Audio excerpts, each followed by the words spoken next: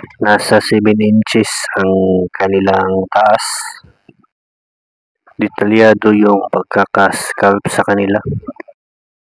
Ayos yung pagkaka-sculpt nung buhok niya, pati yung sa mukha niya.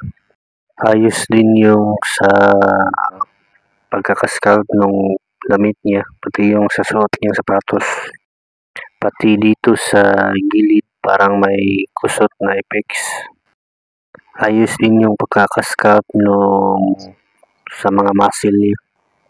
Ito naman sa likod, ayos din yung pagkakagawa nung parang kusot na effects. Ayos din yung pagkakakulay sa kanya. Hindi siya articulated, para siyang statue.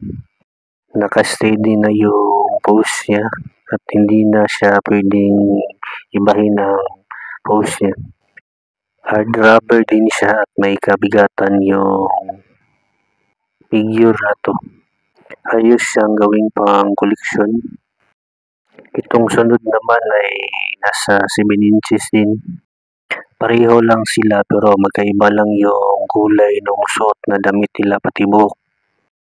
Detalyado din yung pagkaka-sculpt nito gaya noong isa.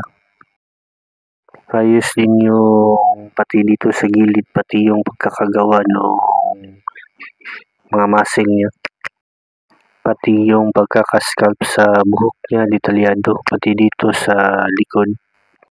Pati yung pagkakagawa ng sa may parang belt niya. Ayos rin yung pagkakakulay sa kanya. Tamang-tama lang. Hindi din siya articulated, para lang siyang statue na rubber. Steady lang yung pose niya at hindi na pwedeng maiba. Mabigat din siya gaya ng isa.